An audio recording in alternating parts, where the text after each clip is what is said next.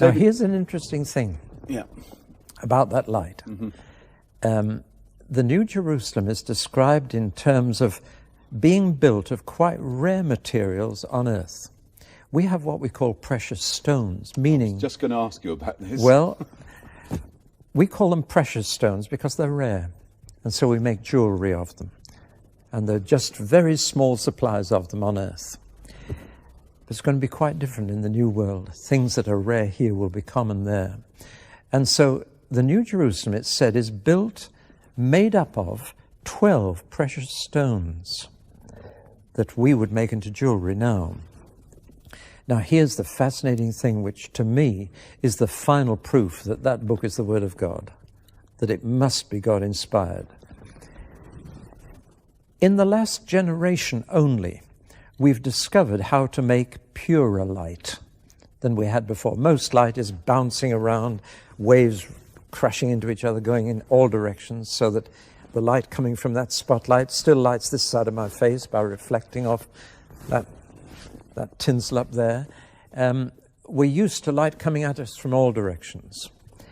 But we've now discovered how to send light in one direction. Laser light is the most common. You've seen laser light beams straight as a die. But we've also got what we call cross-polarized light.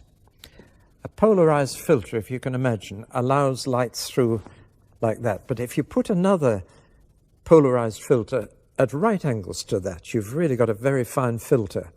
If you take sunglasses and take one lens and put it at right angles to the other, it goes even darker. It only lets very straight light through.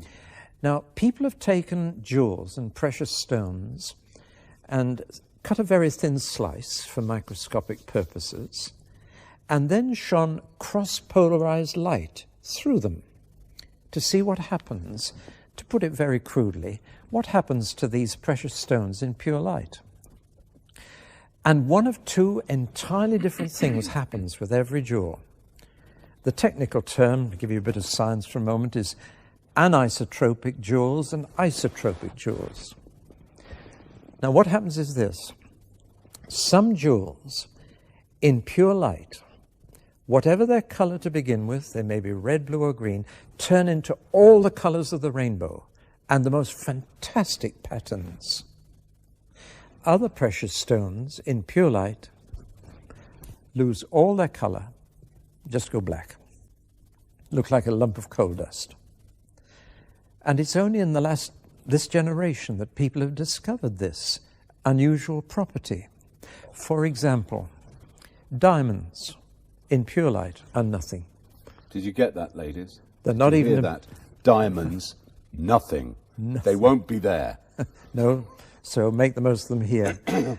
Rubies, garnets, just lose everything. Emeralds. No, they keep it. Oh, good. There are other stones that are anisotropic and go into these beautiful colors. Now, here's the fascinating thing. The 12 precious stones that God uses to build the New Jerusalem are all anisotropic. In pure light, they are all far more beautiful. And God doesn't touch the diamonds or the rubies. He doesn't build with them. Staggering. No, let's just put on the screen a picture of these stones. Yeah.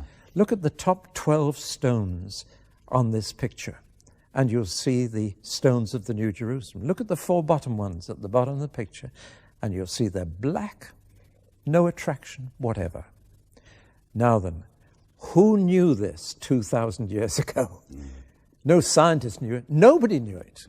John the Apostle, writing down the book of Revelation as the Lord dictated it to him, he didn't know. Nobody knew except one person in the entire universe, and he knew, and that was God himself. Where is that written exactly? Revelation 21, Right. halfway through, and you'll find all the 12 stones listed there. And you can just imagine from the picture we've seen on the screen how beautiful the New Jerusalem is going to be. No need for do-it-yourself decoration or changing rooms there. No need. The materials that God uses will be fabulous. From verse 19, 21 right. verse 19. Read them out. The first foundation was jasper, Yeah. the second sapphire, the third chalcedony, the fourth emerald, the 5th sardonyx, the 6th carnelian, the 7th chrysolite, the 8th beryl, the 9th topaz, the 10th chrysoprase, the 11th jacinth, and the 12th amethyst. No diamonds, no rubies, no garnets, because they're isotropic. Now, isn't that amazing? To me, that one thing alone would prove that the Bible was inspired by God, because nobody could have known this. They didn't know it until our generation. But there it is. It's just one little indication of how beautiful the whole thing's going to be, and how wonderful it'll be to be there with God and with Christ and his people, and renewed people. People who really have been recycled, so they're all like Jesus, and their characters are right.